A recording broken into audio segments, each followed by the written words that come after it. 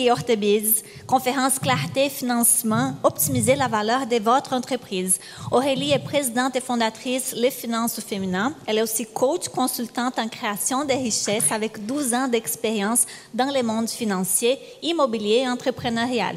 Elle a développé une approche unique combinant expertise financière et développement personnel. Son parcours l'a amené à concilier les valeurs féminines et masculines dans le domaine de la finance, de la gestion et de l'optimisation fiscale. Aurélie propose un accompagnement holistique, nourri par diverses formations de développement personnel pour aider les femmes et les hommes à s'enrichir matériellement tout en restant fidèles à leur essence profonde.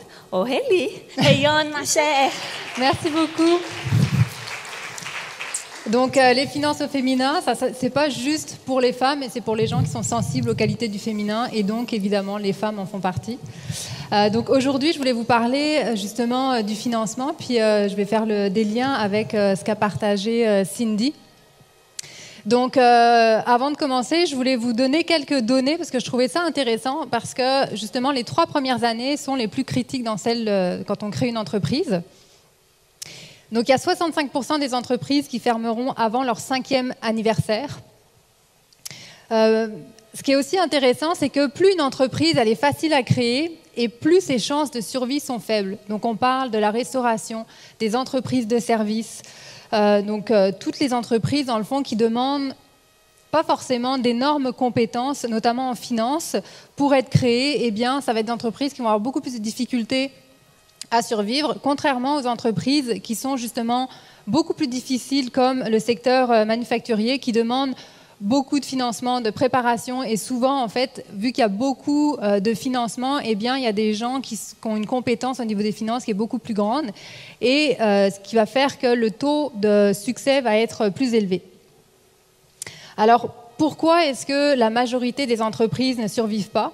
Eh bien, parce que ça arrive que des fois, il n'y a pas de marché pour le produit ou le service proposé. Donc, c'est sûr que même si on a le meilleur produit ou service du monde, mais que ça répond à aucun besoin, en fait, on va pas avoir de succès.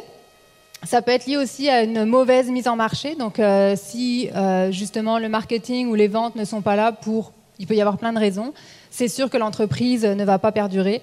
Il peut y avoir également une mauvaise gestion des opérations et une gestion des actifs. Quand on parle d'une gestion des actifs, on parle vraiment, est-ce que par exemple, il faut augmenter la grandeur de local, acheter un nouveau camion, des nouveaux équipements. Donc c'est vraiment ça quand on parle ici des gestions des actifs.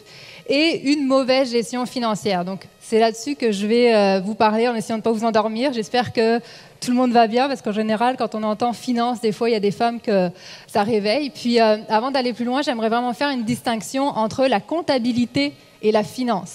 La comptabilité, parce que c'est vraiment 2 éléments qui sont complémentaires, parce qu'on ne peut pas faire de finance sans comptabilité, mais c'est vraiment 2 choses quand même différentes. La comptabilité, on regarde le passé. Donc, c'est tout ce qui est souvent un peu plate, c'est-à-dire la tenue de livres, les rapports d'impôts, les fins d'année. Donc ça, c'est vraiment la comptabilité qui va nous permettre justement de voir qu'est-ce qui se passe.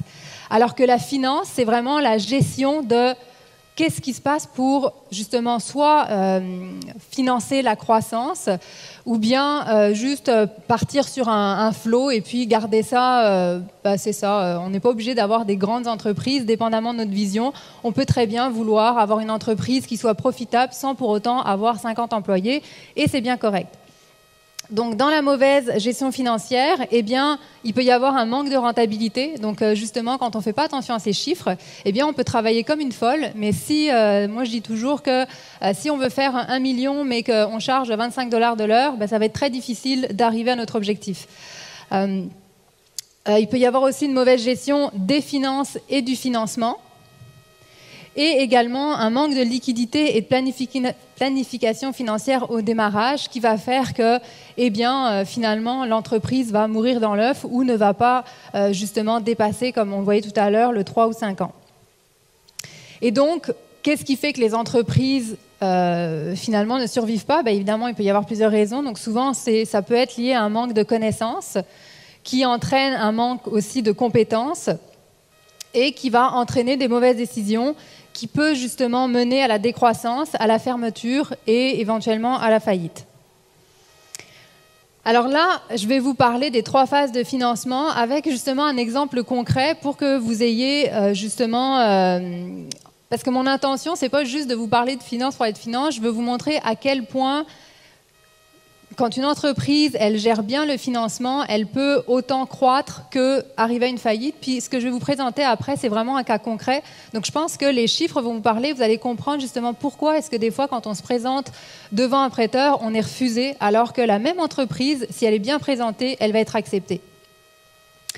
Donc on a la phase de démarrage dont Cindy nous a parlé.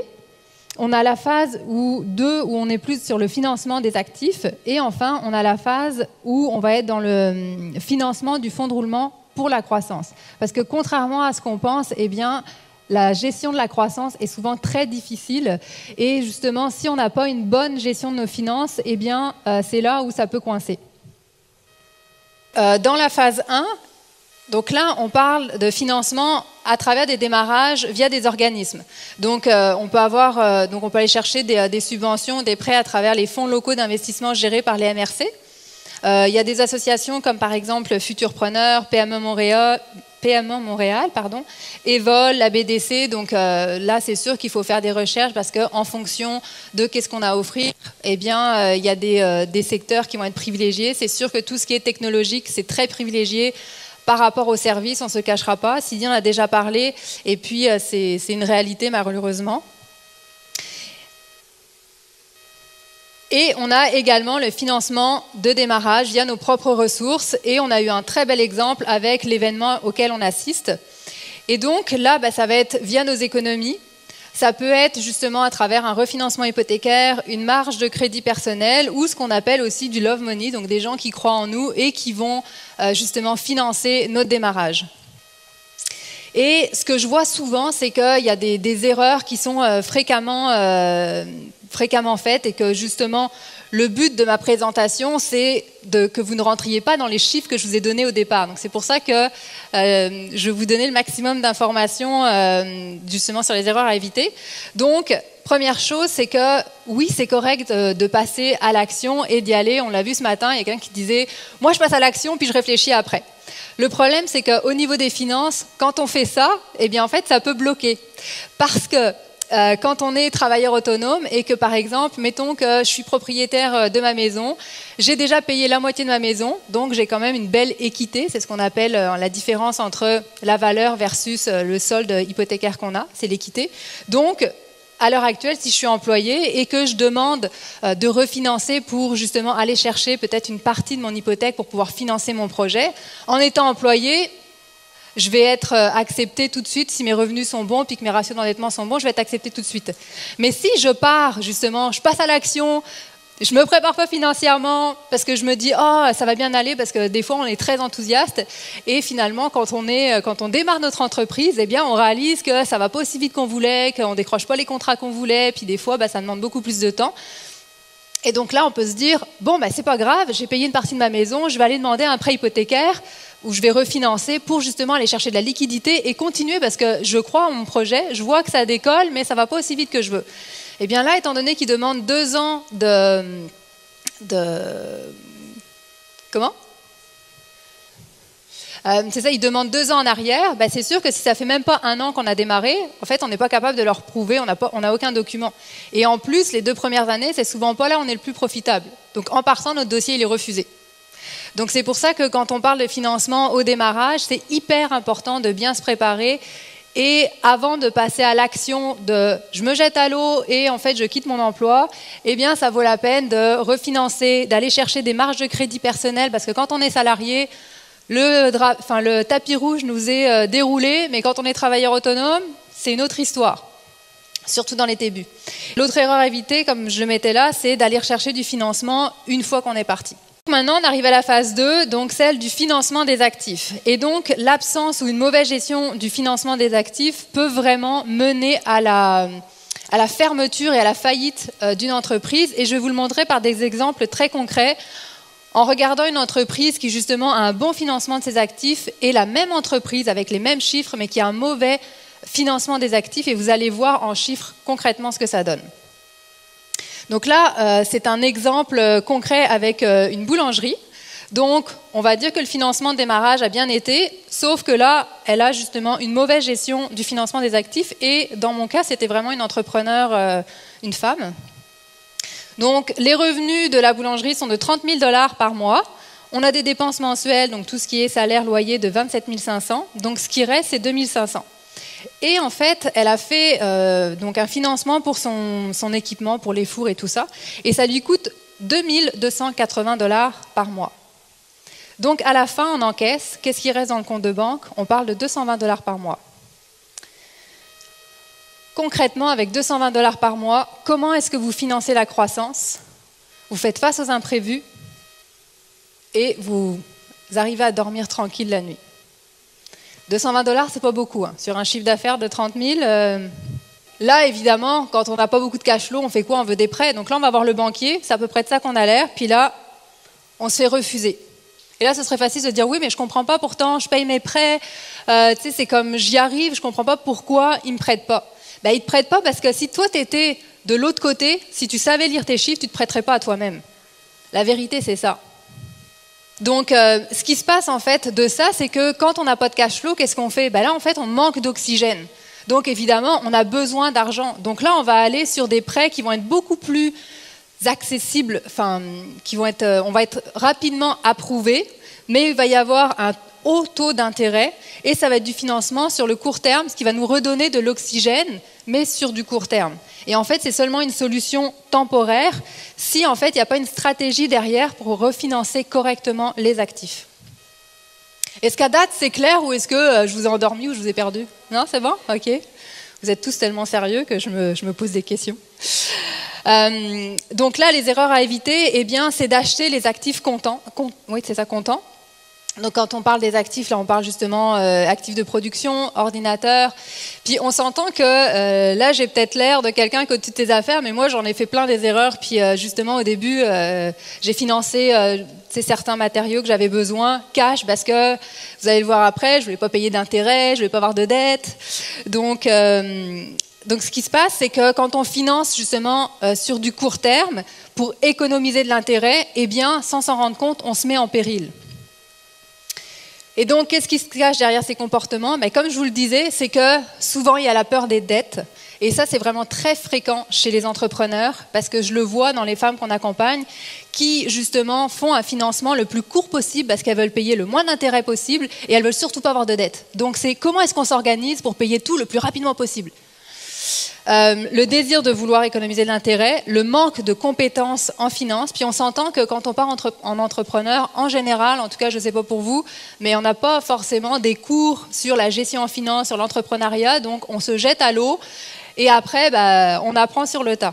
Et moi j'ai fait partie de celles qui sont passées à l'action et qu'on réfléchit après. Je ne suis pas forcément l'exemple à suivre. Et puis souvent, eh bien, ça peut être aussi un manque de vision à moyen et à long terme. Donc maintenant, on va voir le même exemple avec les mêmes chiffres, mais avec quelqu'un justement qui comprend le financement et qui l'utilise de façon optimale. Donc là, les mêmes chiffres, sauf que là, la personne, eh bien, elle a fait un financement sur 8 ans. Ce qui fait qu'au lieu d'avoir des paiements de 2 280, eh bien, elle a des paiements par mois de 728 $. Ce qui fait qu'elle a un encaisse net de 1 772 $. Donc là, concrètement, quand vous allez voir le banquier, eh bien, vous avez l'air de quelqu'un qui sait de quoi il parle, qui a ses affaires, et vous allez vous faire approuver. Les mêmes chiffres. Et là, dans cette réalité-là, la personne, en plus, elle était orgueilleuse. Elle voulait pas, parce que souvent, en fait, quand on est dans une situation d'urgence, eh bien, on a l'impression que les solutions qu'on nous propose, même si des fois, eh bien, il faut faire des compromis, parce que évidemment, quand on n'est pas dans une situation très favorable, eh bien, ça se peut que ça nous coûte beaucoup plus cher que quand on est dans une situation où tout est beau. Et si en fait on veut tirer tous les draps de notre côté sans rien donner, à un moment donné, tout ce qu'on va faire, c'est écraser. Et c'est exactement ce qui s'est passé avec cette personne-là. Parce que malheureusement, elle était tellement en panique et tellement dans le stress qu'elle n'a pas su faire les changements au bon moment. Et souvent, quand ils viennent des fois me voir, en fait, il est déjà relativement tard. Et si en plus, ils ont de la difficulté à passer à l'action, ça fait qu'à un moment donné, on est comme vraiment au pied du mur. Quand on a justement 1772 à tous les mois, eh bien, on peut obtenir un prêt pour justement avoir un fonds de roulement pour supporter notre croissance. Que ce soit au niveau des finances personnelles ou des finances d'entreprise, eh bien, plus on a de liquidités disponibles, plus on a d'oxygène.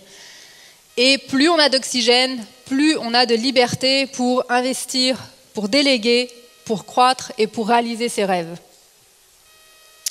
Donc en conclusion, eh bien, il ne faut surtout pas, comme je vous disais dès le début, confondre comptabilité et finance parce que c'est vraiment deux expertises qui sont complémentaires mais qui sont vraiment différentes.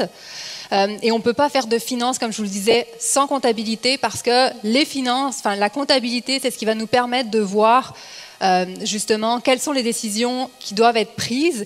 Et un des gros problèmes que je vois, et je suis persuadée que dans la salle, il y a des personnes comme ça, c'est que vous avez vos états financiers pratiquement 13 mois après le début d'année. Donc par exemple, vous commencez une année au 1er janvier, 31 décembre, et là en fait le comptable vous donne vos états financiers, on est au mois de mars. Mais si vous n'étiez pas déjà rentable au mois de février ou au mois de mars, et que vous n'avez pas justement vos résultats à tous les mois, ben vous n'êtes pas capable de prendre des décisions au bon moment. Donc quand vous les prenez 13 mois plus tard, vous êtes déjà beaucoup enfoncé dans peut-être quelque chose qui était justement pas rentable. Alors que si vous aviez eu vos états financiers de façon mensuelle, ben en fait vous auriez déjà pu changer la direction pour dire ok, je vois que là il y a un problème, on va réduire, on va peut-être couper un poste pour justement s'assurer qu'on garde la traque. En tout cas, j'espère que vous le savez, mais la gestion des finances est vraiment un pilier essentiel à la viabilité et à la croissance de nos entreprises. Et je pense que tous les entrepreneurs savent que eh bien, l'entrepreneuriat, c'est un chemin de développement et d'apprentissage qui est constant. Qu'en finance, la croissance, c'est un élément qui est très difficile à gérer parce que c'est vraiment comme une fusée. Il faut énormément de gaz, d'énergie pour qu'elle décolle. Et c'est pour ça que c'est super important de bien être soutenu financièrement et d'avoir les leviers parce que ça arrive souvent que les entreprises sont en pleine croissance, mais s'il n'y a pas de financement, ils se disent « je ne comprends pas, j'ai jamais eu autant de contrats et pourtant j'ai jamais eu aussi peu de cash flow ». Mais c'est parce que tout le cash flow est utilisé pour former d'autres personnes, pour acheter de l'équipement. Donc c'est pour ça que c'est super important d'être bien financé pour être en mesure justement de faire lever la fusée jusqu'où vous voulez l'amener. Et enfin, eh bien, il faut apprendre à s'entourer et à demander de l'aide pour justement apprendre et puis s'assurer que on a une structure qui va nous permettre d'atteindre nos objectifs. En finissant, je vous ai fait un petit quiz, donc ça prend moins de 10 minutes et ça va poser des questions. Et à la suite de ça, justement, si vous voulez voir un petit peu où vous en êtes, peut-être qu'il y a des choses que vous avez des questions, eh bien, il y a la possibilité de prendre un rendez-vous gratuit de 30 minutes avec moi. Ça va me faire plaisir de prendre le temps de regarder justement vos réponses et de vous aiguiller et de vous dire dans le fond comment est-ce que je pourrais peut-être vous aider ou qu'est-ce que vous devriez regarder pour justement amener votre entreprise à un autre niveau. Et depuis maintenant, je pense 4-5 mois, je fais des capsules, je travaille beaucoup sur la relation à l'argent, puis justement ma façon de redonner, eh bien, c'est de travailler beaucoup sur, de regarder différents angles en lien avec la relation à l'argent, que ce soit à travers la PNL, que ce soit à travers les archétypes financiers. Et donc régulièrement, j'essaye à toutes les semaines, mais bon, malheureusement le temps est compté et des fois j'arrive pas à faire une vidéo à toutes les semaines, mais c'est parce qu'on veut vraiment faire de la qualité, il y a du montage et ça prend énormément de temps. Mais si jamais ça vous intéresse, eh bien, vous pouvez nous suivre sur YouTube. Voilà, merci beaucoup.